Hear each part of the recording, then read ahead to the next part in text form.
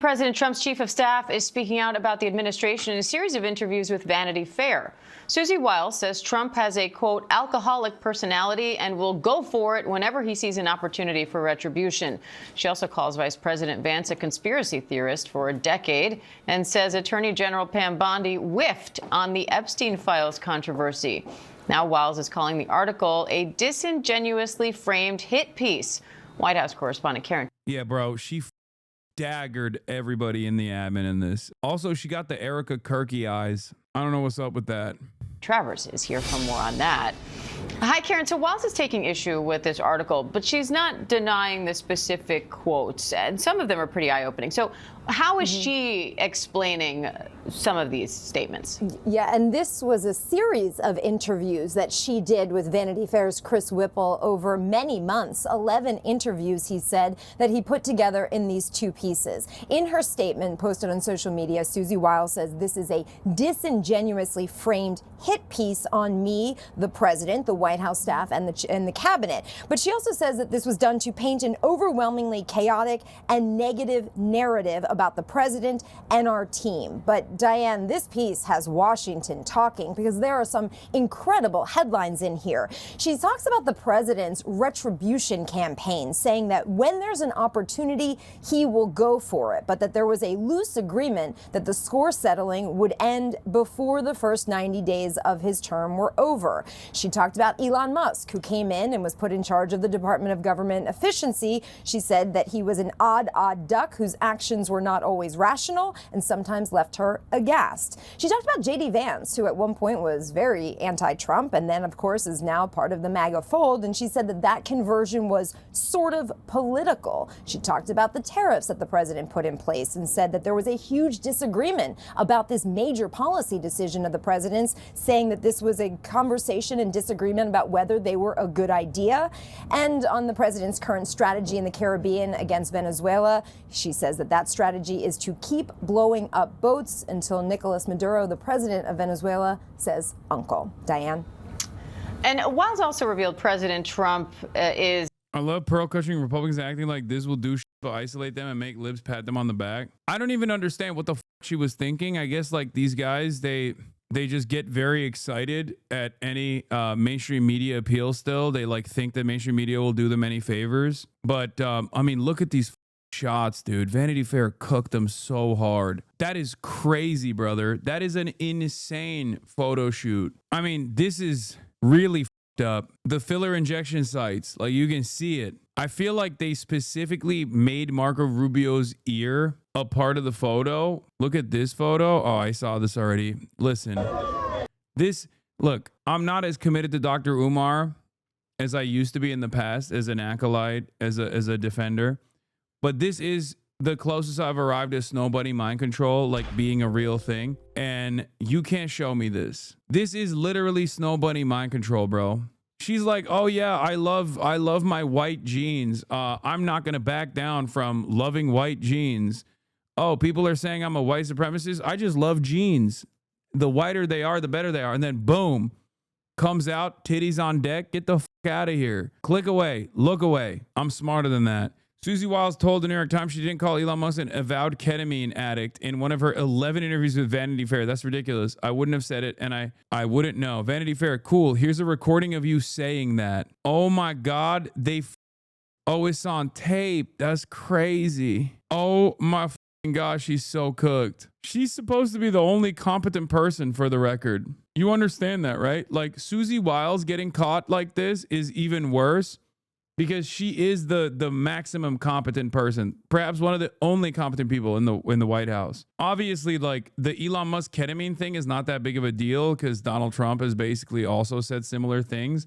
But the rest of this stuff is not good, because she basically says it's a state of chaos with warring interests, and every single person is a idiot. On the morning of November 4th. On an off-year election day, White House Chief of Staff Susie Wiles was meeting in Oval Office with the president and his top advisors, men she calls her core team. VP JD, Secretary of State Marco Rubio, Stephen Miller, Deputy Chief of Staff.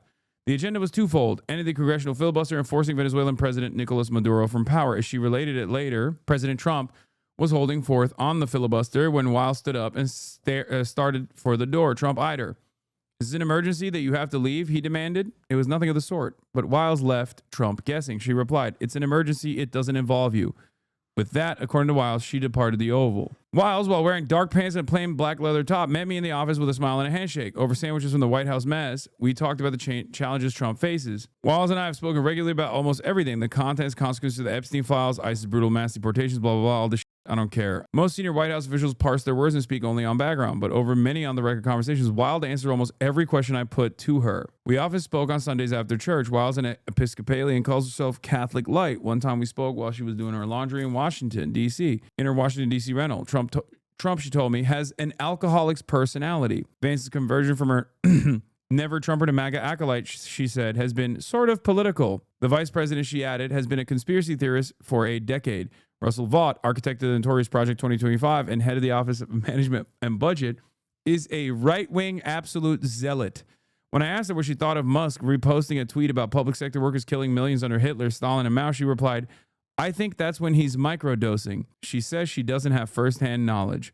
Wiles is the most powerful person in the White House other than the president himself. Unlike any chief of staff before her, she is a woman. She also happens to be one of the only competent individuals in the admin. Okay, she is literally, I'm telling you right now, this is a remarkable expose because as Trump has also recognized time and time again, and I keep repeating this, she is the last soldier. If she falls, I suspect everything will fall apart because every other person, I'm sure Trump knows as well, is a self-invested rat. She has been able to carry this insane team and whip them into shape over and over again. If you are wondering how the Trump administration, despite having so many different loud voices, has been able to still demonstrate a degree of incompetent competence, as I like to call it, Susie Wiles is the big reason for it. So many decisions of great consequence are being made on the whim of the president. And as far as I can tell, the only force that can direct or channel that whim is Susie, a former Republican chief told me. In most White Houses, the chief of staff is the first among a bunch of equals. She may be the first with no equals. I don't think there's anybody in the world right now that could do the job that she's doing, Rubio told me. He called her bond with Trump and earn trust. Vance described Wiles' approach to the chief's job. There is this idea that people have that I think was very common in the first admin, he told me, that their objective was to control the president or influence the president or even manipulate the president because that they had to in order to serve national interests. Susie just takes the diametrically opposite viewpoint, which is that she's a facilitator, that the American people have elected Donald Trump, and her job is to actually facilitate his vision and to make his vision come to life. It's been a busy year. Trump and his team have expanded limits of presidential power, unilaterally declared war on drug cartels and post-terrorists. We already know, blah, blah, blah. At the same time, Trump has waged war on his political enemies, pardoned the January 6th rioters, firing nearly everyone involved in their investigation and prosecution, sued media companies into multi-million-dollar settlements. Oh, God. Even reading 2 paragraphs of the last 12 months gives me agita. Even when I'm like reading a summarization of some of Trump's finest moments is enough for me to be like, ugh. It's too much. It's too much. It's too much. He's redefined the way presidents behave, verbally abusing women, minorities, almost anyone who offends them. Charlie Kirk's assassination in September turbocharged Trump's campaign of revenge and retribution. Critics have compared this moment to the Reichstag fire, a modern version of Hitler's exploitation of the torching of Berlin's parliament. Historically, the White House chief of staff is the president's gatekeeper, confidant, and executor of his agenda. That often means telling the president hard truths. Upon taking office, Ronald Reagan was hell-bent on reforming Social Security. James A. Baker III explained to him that cutting Social Security benefits was the third rail of American politics. Reagan pivoted to tax cuts and was ultimately reelected in a landslide. Demon. The White House chief of staff, Donald Rumsfeld, Gerald Ford's chief, explained, the White House's chief of staff is the one person besides his wife who can look him right in the eye and say, this is not right. You simply can't go down that road. Just how far will Trump veer off the guardrails of democracy? The question around Wiles' tenure under Trump has been whether she will do anything to restrain him. A better question, does she want to? Damn, it goes all the way back to T-minus 9 days. But yeah, there's a lot of interesting stuff in here. There's a lot of interesting stuff in here and a lot of drama, which I don't really have the confidence to get into. But here's another. Susie Wiles' interview seems like a major unforced error. There was no need to get profiled for Vanity Fair. Her comments were uncharacteristically careless, and she came off as undermining the administration's messaging and belittling her boss. So you got even like, random defensive people getting upset. To be fair, I'm sure this is extremely frustrating to her because surely that wasn't her intent and quotes were taken out of context, but they weren't fabricated. She said those things on the record. We've all misspoken at times, but this wasn't a one-off gaffe. There were 11 interviews and a whole photo shoot. Super confusing how this was even possible given that the White House has a press team and extensive media coaching. In contrast, the quotes from Marco Rubio and JD Vance were totally aligned and on message. Let's move on to some choice quotes from this article. And yet, to J. Mart's point, one of the hallmarks of President Trump's first term would be staff dissension and sometimes stunning comments made by staff, sometimes in interviews. Whipple writes that he asked Wiles back in March if she ever went to President Trump and told him that this term is not supposed to be a retribution tour. Yes, I do, she replied. We have a loose agreement that the score settling will end before the first 90 days are over. Whipple asked Wiles again in late August, far beyond those 90 days. Wiles responds this way, quote, I don't think he's on a retribution tour, she said. A governing principle for him is, I don't want what happened to me to happen to somebody else. And so people that have done bad things need to get out of the government. In some cases, it may look like retribution. And there may be an element of that from time to time. Who would blame him? Not me. When Whipple pressed Wiles about accusing New York Attorney General Letitia James of mortgage fraud, Trump did that, Wiles responded this way, well, that might be the one retribution. And when asked if she's called out the president on that, Wiles said, no, not on her, not on her. She had $500 million of his money. Wiles went on to laugh. Yes, this is the competent one. Yes. And so far, if her goal was to basically keep this admin together, devoid of many leaks, even when most of the people are incompetent charlatans, she accomplished it. She did. A lot better than Trump 1, as the MS Now anchors also talked about. Because Trump 1, many of you may be too young to remember, was one chaotic media moment after another. There were so many leakers. There were so many people who were actually like invested in doing the job and not just being a servant to Trump's interests, no matter how silly those immediate needs were, right? Like they were not doing what Trump wanted them to do. This administration has been much more damaging to Americans for that reason, because Trump has surrounded himself with loyalists and many incompetent figures that are first and foremost invested in doing his bidding. Peter Baker, we're sort of breathless. We're all kind of dizzy from reading this morning. You got an early look at the Vanity Fair piece and wrote about it for The Times, which has been ricocheting across social media in the last hour or so. There's so many things to dive into here, including Wiles, putting the cards on the table in terms of Venezuela and what they're trying to do there, saying that indeed Trump is simply trying to pressure, with these boat attacks, trying to pressure Maduro to step down. Talk about that and other things that really jumped out to you. Yeah, she said this is all about getting Maduro to cry uncle. And she also said that if Trump goes for land strikes, which he's been talking about lately, that he would have to go to Congress for authorization. That's a really interesting concession, because I haven't heard White House say up until now that they needed Congress for anything when it comes to this undeclared war on Venezuela and drug smuggling and so on.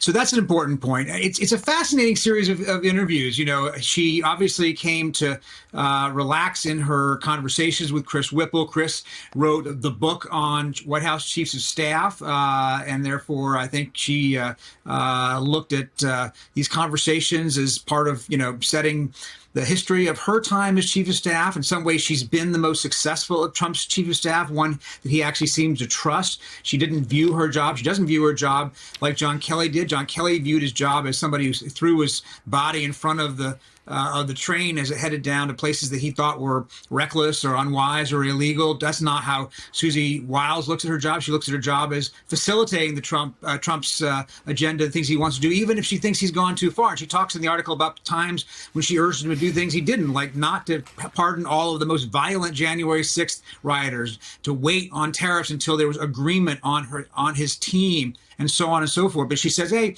when there's a tie, he wins. Yeah, I mean, J-Mart, this is...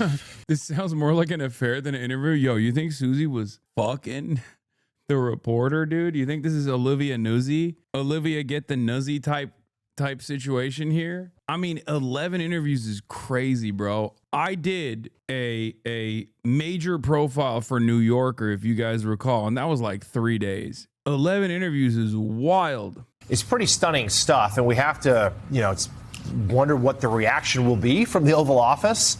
Right. Other places. Yeah, my Vanity Fair profile, which also did some pretty solid numbers, if you recall, that was conducted over like 3 hours. In the White House, we know Trump 1.0 was really marked by a lot of staff turnover.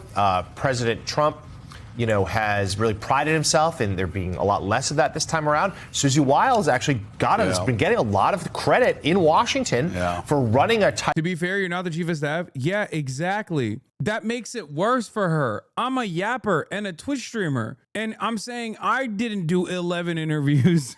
Do you understand? If you're the chief of staff, you, especially for an administration like this one, you definitely should not be doing 11 separate interviews. So, Peter Baker, let's get your thoughts on this because, President Trump, I don't think never likes it when a staffer gets too much attention.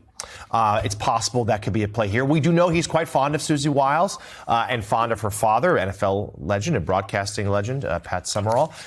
Even Wiles' words for Trump, though, saying he has an alcoholic's personality because she knew her father, Pat Summerall, was an alcoholic. I don't know how well that will land. We know how much Trump really hates the idea of alcohol and drinking. But give us your sense here as to what this next stretch could look like for an administration where there are already rumors growing that there could be a lot of turnover sometime next year after Trump clears the 1 year mark.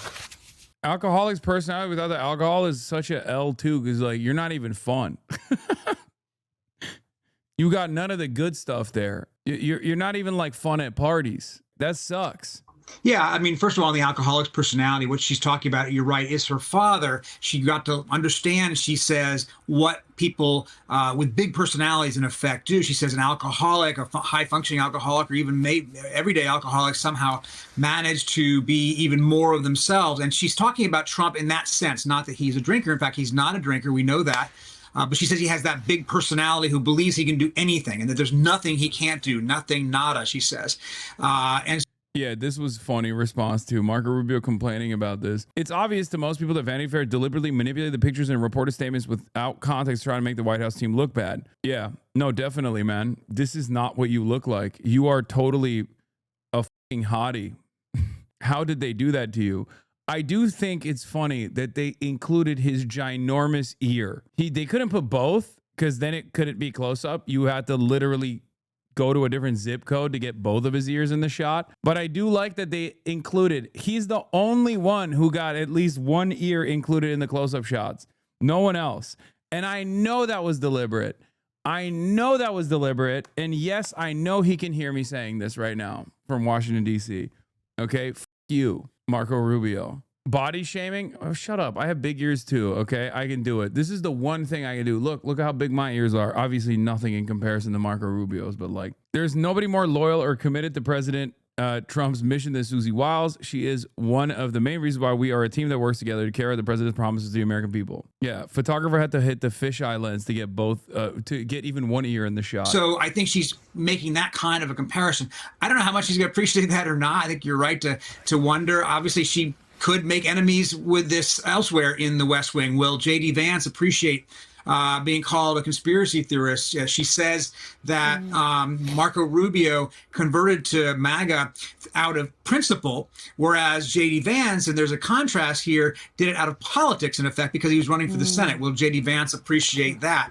I think that obviously Elon Musk, she talks about him. She says he's an odd duck.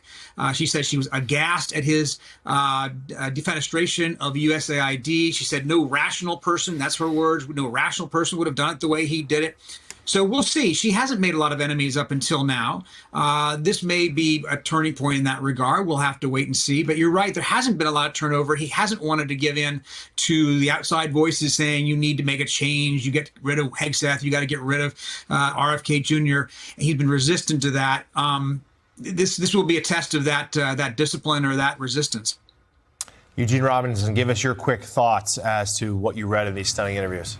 Stunning, absolutely stunning that she would be so candid, and I think this is a really valuable and fascinating look, sort of behind the curtain, behind the scenes of the court of the Mad King, and that's where we are, and all these assorted. Why is she doing this? I don't know. You got to go through every quote that she gave in that to see if there was anything that she was like trying to cast doubt on or something. I don't know. Turns out she's a huge Rob Reiner fan. Okay. She's protecting her legacy. Her legacy is directly associated with Trump at this point. There is no other legacy beyond that. I don't know. Dementia. Now, I do think that the reason why they do these kinds of interviews though is because they think they can outsmart journalists, or they think that journalists are actually coming to them and offering them real praise, you know? Like they think that journalists are playing ball with them. Yeah, also, exactly. The vice president complains about the publication which ran the interview yet posed for this glamour shot that ran with the interview. Vance's parting comments on the Vanity Fair article. If any of us have learned a lesson from that Vanity Fair article, I hope that the lesson is we should be giving fewer interviews to mainstream media outlets. Yeah, he was big mad. Severance Corps. Yeah, these are the people on JCS who think they can outsmart the cops. These are the people who go to the strip club and think that the stripper is actually into you, like really into you.